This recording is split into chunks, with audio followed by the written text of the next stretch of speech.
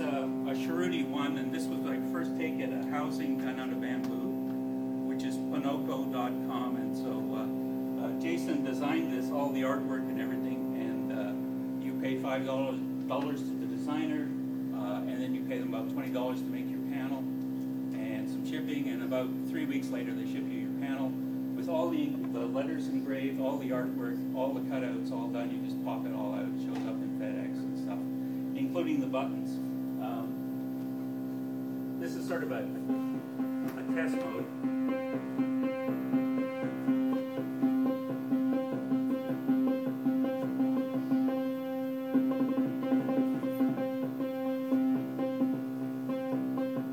Arpeggiator, sequencer, swing, a couple of oscillators, including some KCO CZ, some FM, there's a classic analog chip in there. There's some odd discussion about whether there should be an analog chip, they're getting rare and all that. So all of these digital waveforms are actually going through analog VCAs and analog filters. This is their vowel, there's a wave table, two oscillators, there's a sub-octave, and a noise, a couple of envelopes and LFOs, a modulation matrix, 3 CDs in on the back that you can assign and things like that. It's a lot of fun in a little package. And what I really like about you can also hold 16 patches.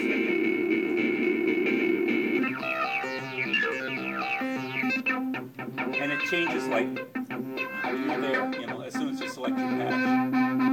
And you can save it right on.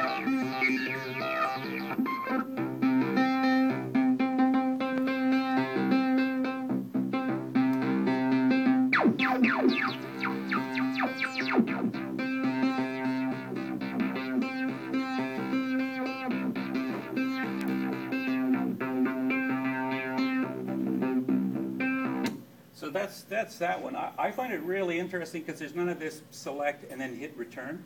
As soon as you select something, and as soon as you touch the knob, all the controls for that parameter are there, and you're instantly. And as soon as you are done, it goes right back to the next level or on to the next thing. So I find it very fast to work with. Some people are making the panels out of bamboo and then putting them in a Pt2 box, which is a nice compromise because sometimes locking this together is a little difficult because it wants to come apart. And how to approach gluing and all of that's been an issue. Mine runs on 12 volt DC because it's a high power LCD. You can get them and order them with smaller power. And he's working on a new version which is not going to dig into the stock of analog chips.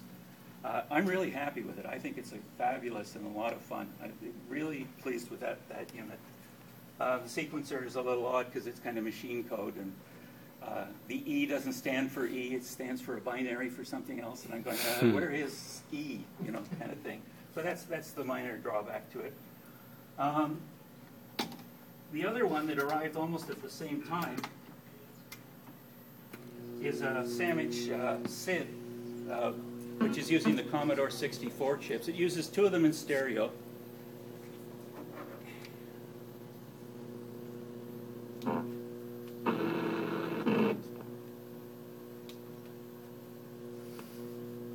And I have some problems with mine.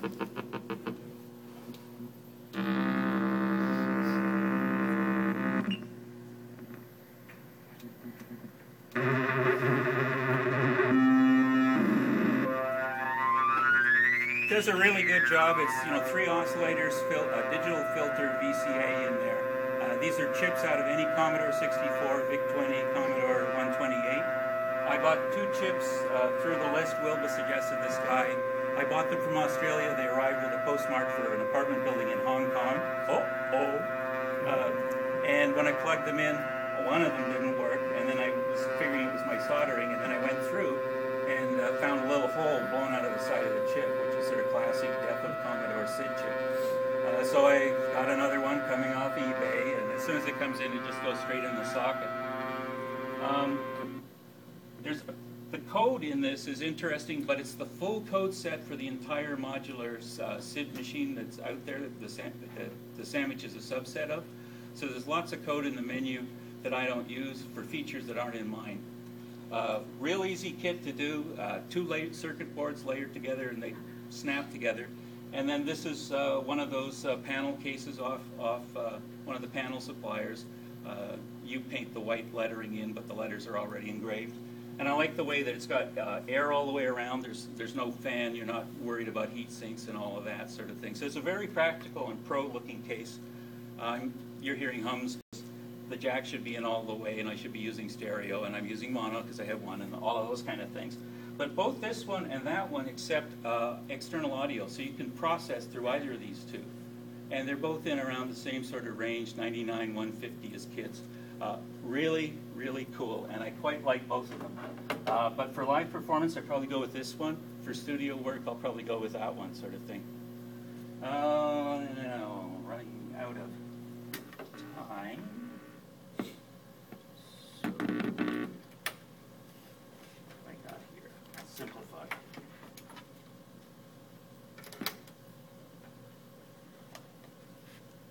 Yeah.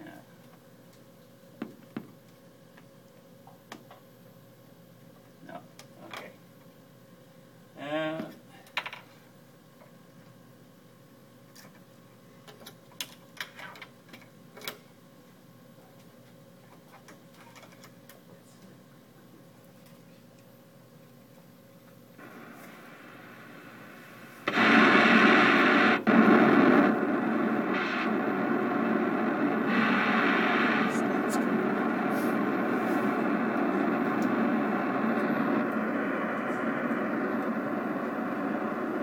The other ones here,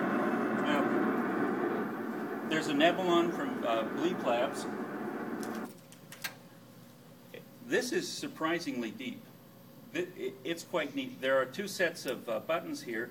Push one, it changes a lot of the features. Push both, changes to another set of levels in the pick. Push the one on this side, you've got a keyboard which you can just sort of sit and list. There are 2 modes here. There are rate controls, audio controls, something that takes you into noise or back to pitch. It arpeggiates, it LFOs, it does distortion and all of that. Light sensor here and an LED that you can sort of play with your fingertip, damping it or bringing it closer. I find a lot of these work really well in a live situation because it's a dark room, and I've done a couple of sets where I'm playing no keyboard, just flashlights.